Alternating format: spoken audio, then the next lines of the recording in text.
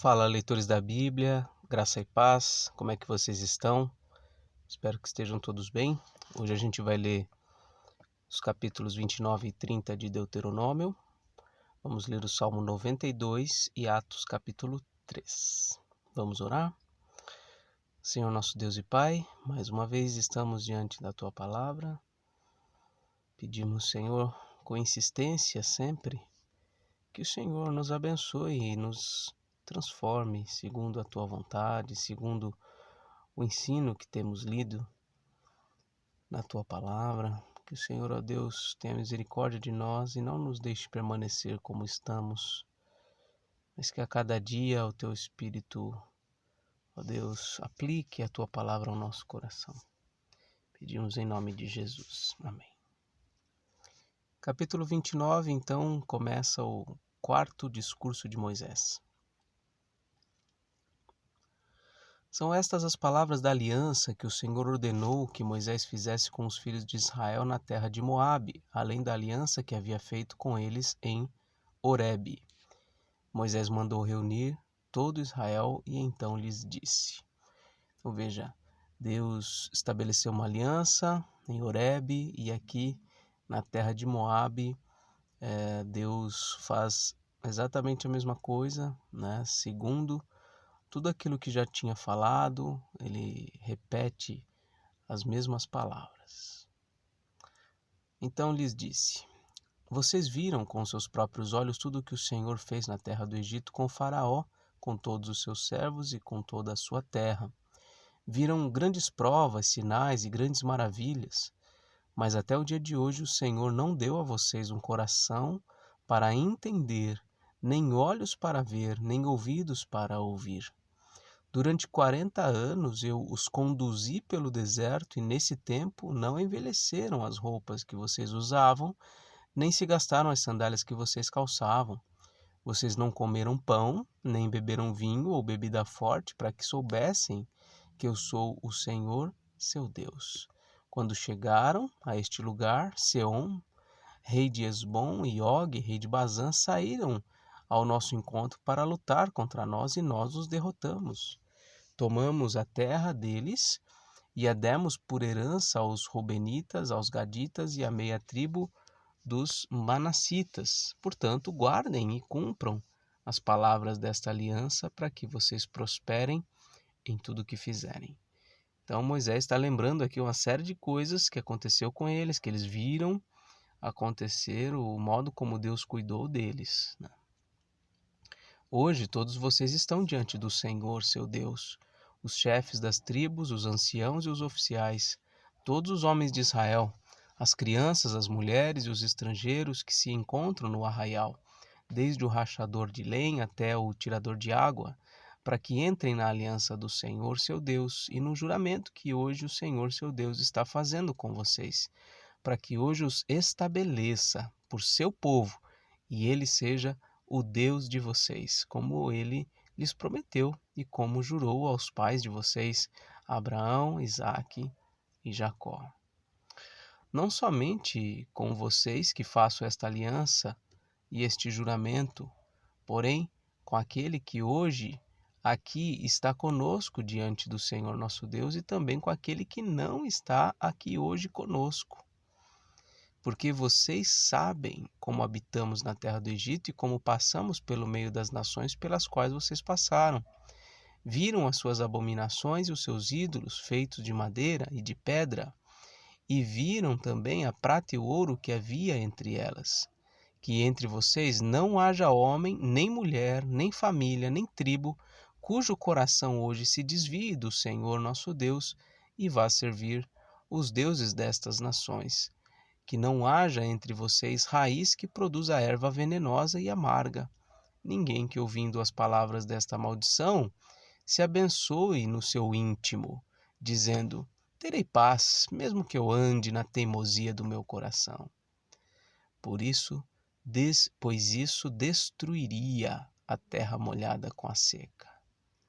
O Senhor não estará disposto a perdoá-lo, pelo contrário, a ira do Senhor e o seu zelo se acenderão sobre tal homem, e toda maldição escrita neste livro cairá sobre ele. E o Senhor apagará o nome desse homem da face da terra. O Senhor o separará de todas as tribos de Israel para calamidade, segundo todas as maldições da aliança escrita neste livro da lei. Queria fazer um destaque aqui no versículo 15, que é dito aqui, não, o 14 e o 15, não somente com vocês que faço esta aliança e este juramento, porém com aquele que hoje aqui está conosco diante do Senhor nosso Deus e também com aquele que não está aqui hoje conosco. Vocês devem se lembrar na leitura de ontem, em Atos capítulo 2, quando Pedro, no seu discurso, diz para os seus ouvintes, né? Essa promessa é para vocês, para os vossos filhos e para todos quantos ainda estão longe, isto é, todos quantos o Senhor Deus chamar. Então, a aliança do Senhor é sempre com o seu povo, com os filhos deles e aqueles que ainda estão por vir, né? Interessante também, João 17, a gente leu recentemente, quando Jesus disse, não rogo somente por estes, mas também por aqueles que vierem a crer em mim. Vamos continuar. Versículo 22. Então a geração vindoura, os filhos que vierem depois de vocês e os estrangeiros que virão de terras remotas, verão as pragas desta terra e as suas doenças, com que o Senhor a terá afligido. Verão toda a terra abrasada com enxofre e sal, de modo que não será semeada, nada produzirá, nem crescerá nela erva alguma. Assim como foi a destruição de Sodoma e de Gomorra, de Adimá e de Zeboim, que o Senhor destruiu na sua ira e no seu furor. Sim, todas as nações verão isso e perguntarão: por que o Senhor fez isso com essa terra? Qual foi a causa do furor de tamanha ira? Então se dirá: porque abandonaram a aliança que o Senhor, Deus de seus pais, fez com eles quando os tirou do Egito. Eles foram e serviram outros deuses e os adoraram, deuses que não conheceram e que ele não lhes havia designado. Por isso a ira do Senhor se acendeu contra essa terra, trazendo sobre ela toda a maldição que está escrita neste livro. Com ira, indignação e grande furor, o Senhor os arrancou da sua terra e os lançou para outra terra, como hoje se vê. As coisas encobertas pertencem ao Senhor nosso Deus, porém as reveladas nos pertencem a nós e aos nossos filhos para sempre, para que cumpramos todas as palavras desta lei. Novamente aqui neste capítulo a gente vê palavras bem duras, né? A respeito do fim que teriam aqueles que desobedecessem toda essa lei, todos esses mandamentos. Porque de fato seria gravíssimo e de fato foi gravíssimo o que aconteceu bastante tempo depois, quando o povo se desviou do caminho do Senhor. Esse versículo 29, ele é bem citado em vários contextos, especialmente quando o assunto é o conhecimento do futuro, enfim, das coisas que a gente não sabe. Esse versículo é importante a gente lembrar do que está aqui. As coisas encobertas, ou seja, as coisas que Deus não revelou, só pertencem ao Senhor, o nosso Deus. Ponto. O que Deus não quis revelar não nos pertence. Não cabe a nós ficar querendo descobrir coisas que são ocultas, coisas que o Senhor não disse, coisas que estão para além do presente, né? Nós, por vezes, ficamos preocupados demais com o futuro e com coisas que fogem ao nosso controle. E a palavra aqui é: as coisas encobertas só pertencem ao Senhor e não a nós. O que nos pertence? É o que está aí na sequência, no versículo 29. As coisas reveladas nos pertencem. Deus deu para a gente, para nós e para os nossos filhos para sempre, para que cumpramos todas as palavras desta lei. E a gente deveria então se dedicar em ouvir, aprender e cumprir as Escrituras, ao invés de nos preocupar com o que está fora das Escrituras.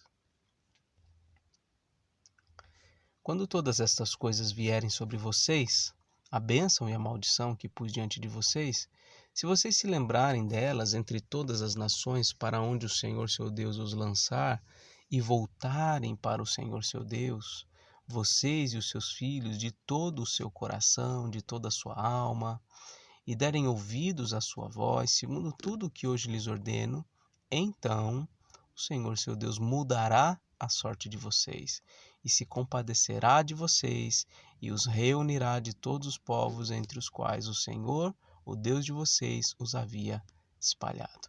Olha aqui a promessa. O dia que vocês forem para longe, que o Senhor Deus fizer cair o seu juízo sobre vocês, lá para onde vocês forem, lá para onde o Senhor vai lançar vocês, se lá vocês se arrependerem e buscarem de novo o Senhor os ouvirá, terá misericórdia de vocês e reunirá vocês de volta. Ainda que os desterrados estejam nos lugares mais distantes da terra, desde aí o Senhor seu Deus os ajuntará e os trará de volta. O Senhor seu Deus introduzirá vocês na terra que seus pais possuíram, e dela vocês tomarão posse. Ele fará bem a vocês e os multiplicará mais do que aos seus pais. O Senhor, seu Deus, circuncidará o coração de vocês e o coração dos seus descendentes, olha só, para que vocês amem o Senhor, seu Deus, de todo o coração, de toda a alma, para que vocês tenham vida. Olha aqui, que trecho maravilhoso, né? Deus vai mudar o coração deles e dos seus filhos. Que promessa preciosa. O Senhor, seu Deus, porá todas estas maldições sobre os inimigos de vocês e sobre aqueles que os odeiam e os perseguiram. De novo vocês darão ouvidos à voz do Senhor e cumprirão todos os seus mandamentos que hoje lhes ordeno. O Senhor, seu Deus, dará a vocês abundância em tudo o que fizerem, no fruto do seu ventre, no fruto dos seus animais e no fruto da terra, e os beneficiará. Porque o Senhor voltará a se alegrar em vocês, para lhes fazer bem, como se alegrou nos pais de vocês, se derem ouvidos à voz do Senhor seu Deus, guardando os seus mandamentos e os seus estatutos escritos neste livro da lei. Se vocês se converterem ao Senhor seu Deus, de todo o coração e de toda a alma. Porque este mandamento que hoje lhes ordeno não é demasiadamente difícil, nem está longe de vocês. Não está no céu para que tenham de dizer: quem subirá até o céu por nós para nos trazer o mandamento e anunciá-lo a nós, para que o cumpramos? Nem está do outro lado do mar, para que tenham de dizer: quem irá atravessar o mar por nós para nos trazer o mandamento e anunciá-lo a nós para que o cumpramos? Pois esta palavra está bem perto de vocês, na sua boca e no seu coração, para que vocês a cumpram. Olha só, Deus pôs a sua palavra perto, bem perto da gente, pôs no nosso coração e até na nossa boca, para que a gente cumpra tudo isso. Vejam, hoje eu coloco de vocês a vida e o bem, a morte e o mal. Se guardarem o mandamento que hoje lhes ordeno, que amem o Senhor, seu Deus, andem nos seus caminhos e guardem os seus mandamentos, seus estatutos, seus juízos, então vocês viverão e se multiplicarão, e o Senhor, seu Deus, os abençoará na terra em que estão entrando para dela tomar posse. Mas se o coração de vocês se desviar e não quiserem ouvir, mas forem seduzidos, se inclinarem diante de outros deuses e os servirem, então hoje lhes declaro que certamente perecerão. Não permanecerão muito tempo na terra na qual, passando o Jordão, vocês vão entrar para dela tomar posse. Hoje tomo o céu e a terra por testemunhas contra vocês, que lhes propus a vida e a morte, a bênção e a maldição. Escolham, pois, a vida, para que vivam vocês e os seus descendentes, amando o Senhor, seu Deus, dando ouvidos à sua voz e apegando-se a Ele, pois disto depende a vida e a longevidade de vocês. Escolham a vida, para que habitem na terra que o Senhor, sob juramento, prometeu dar aos pais de vocês, a Abraão, Isaque e Jacó. Essa palavra aqui nesse discurso é bem impactante. Estava nas mãos deles a escolha. Interessante isso. E isso não conflita com a doutrina reformada da soberania de Deus sobre a salvação. Porque, no meu entender, todo esse contexto aqui de Deuteronômio leva em consideração o fato de que a aliança de Deus, estabelecida com o seu povo, era uma aliança de graça, de misericórdia. Deus simplesmente decidiu se relacionar com esse povo e todas essas leis eram condições para que eles desfrutassem das bênçãos do Senhor. Para que eles se mantivessem nos caminhos do Senhor e desfrutassem das bênçãos. Então, não dá para a gente estabelecer com base nesse texto de Deuteronômio que a salvação depende da escolha das pessoas. Não creio que seja esse o caminho. O que depende da escolha das pessoas? O que depende da obediência da gente? As diversas bênçãos que Deus tem para oferecer. Qual é a consequência de nós negligenciarmos a palavra de Deus, uma vez que tenhamos sido salvos pela graça? A consequência não é a perda da salvação. A consequência é a privação de bênçãos especiais, que Deus derrama sobre aqueles que têm o coração quebrantado, contrito, arrependido, um coração maleável, um coração disposto a voltar atrás, a se humilhar, a se arrepender. Bom, espero que tenha facilitado um pouco esse meu comentário. No capítulo 31 a gente vai entrar nas últimas disposições. Vamos agora ao Salmo 92.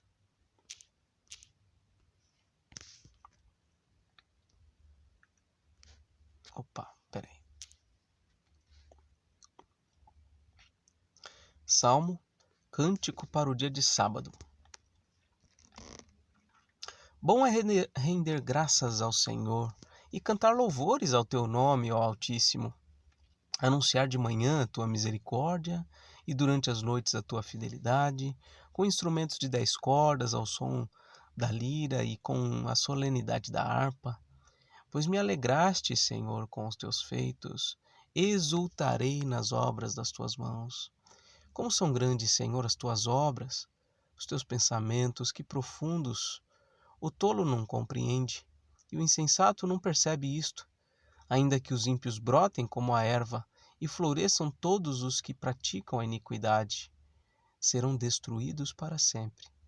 Mas tu, Senhor, és o Altíssimo eternamente. Eis que os teus inimigos, Senhor, eis que os teus inimigos perecerão, serão dispersos todos que praticam a iniquidade. Porém tu exaltas o meu poder como o do boi selvagem, derramas sobre mim o óleo fresco. Os meus olhos veem a derrota dos inimigos que me espreitam, e os meus ouvidos escutam os gritos dos malfeitores que contra mim se levantam. O justo florescerá como a palmeira, crescerá como o cedro no Líbano. Plantados na casa do Senhor, florescerão nos átrios do nosso Deus. Na velhice ainda darão frutos, serão cheios de seiva e de verdor, para anunciar que o Senhor é reto. Ele é a minha rocha, e nele não há injustiça. Bonito, né? Plantados na casa do Senhor, quer dizer, o prazer do justo é estar na casa de Deus, é estar nos átrios do Senhor, estar naquele ambiente ambiente de adoração, ambiente de comunhão, ambiente em que a palavra de Deus se manifesta, é pregada, é exposta. Como falta no coração de muitos crentes o desejo pela casa de Deus.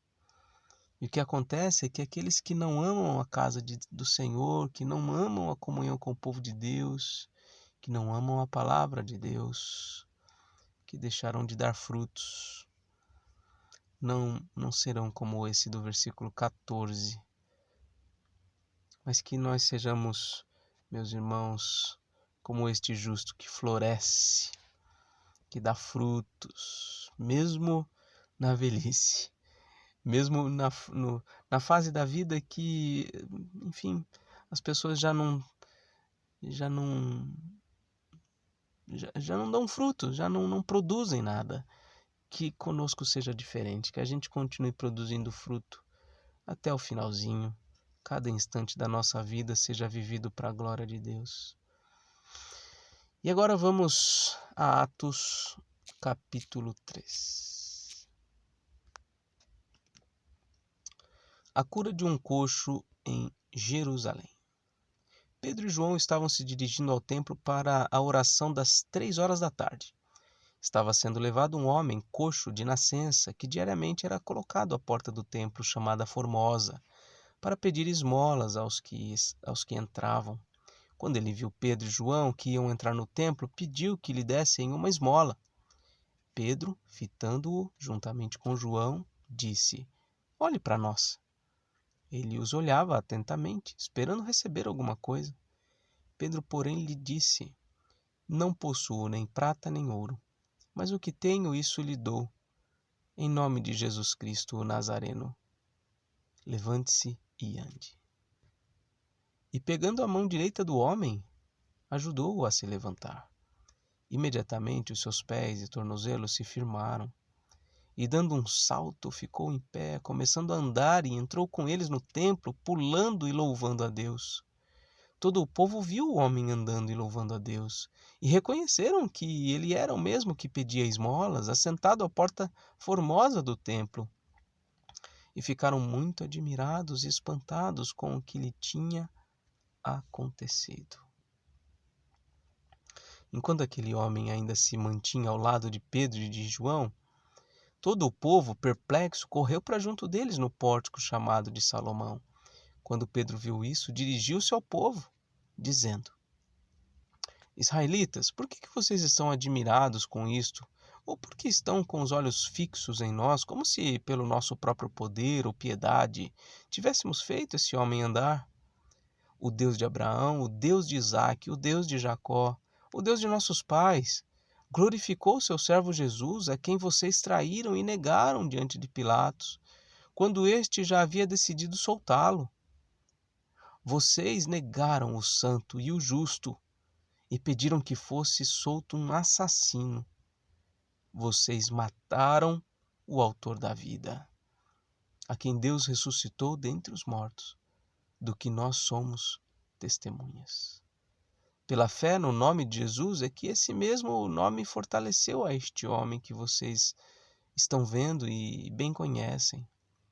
Sim, a fé que vem por meio de Jesus deu a este homem saúde perfeita na presença de todos vocês. Agora, irmãos, eu sei que vocês fizeram isso por ignorância, como também as suas autoridades o fizeram. Mas Deus assim cumpriu o que tinha anunciado anteriormente pela boca de todos os profetas, que o seu Cristo havia de padecer. Portanto, arrependam-se e se convertam, para que sejam cancelados os seus pecados, a fim de que da presença do Senhor venham tempos de refrigério, e que Ele envie o Cristo que já foi designado para vocês, a saber, Jesus, ao qual é necessário que o céu receba até os tempos da restauração de todas as coisas, de que Deus falou por boca de seus santos profetas desde a antiguidade. Porque Moisés disse: "O Senhor Deus fará com que do meio dos irmãos de vocês se levante um profeta semelhante a mim. A este vocês ouvirão em tudo o que ele lhes disser." A gente leu isso aqui recentemente em Deuteronômio. 18, versículo 15 e 16. Quem não der ouvidos a esse profeta será exterminado do meio do povo.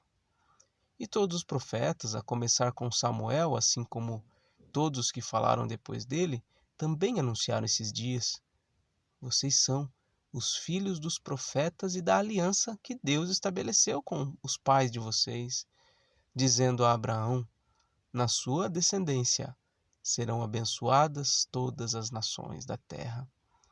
Tendo Deus ressuscitado o seu servo, enviou-o primeiramente a vocês para abençoá-los, no sentido de que cada um abandone as suas maldades. Veja que Pedro aproveitou a oportunidade, que todo mundo estava ali por conta da cura que aconteceu, aquele milagre maravilhoso. Ele aproveitou a oportunidade para pregar acerca do Evangelho, a mensagem de que, por nossos pecados, Jesus foi morto, mas ele ressuscitou. Portanto, nós devemos nos arrepender dos nossos pecados e buscá-lo de todo o nosso coração. Então, ele fala sobre isso, fala das promessas, fala da bondade de Deus em ressuscitar Jesus, né? Enfim, continuando. Acabou. Acabou. Ontem foi tão longo, foram tão longos os capítulos e hoje até achei que teria mais pela frente. Então, terminamos assim a leitura de hoje. Que Deus te abençoe, um forte abraço e até mais se Deus quiser.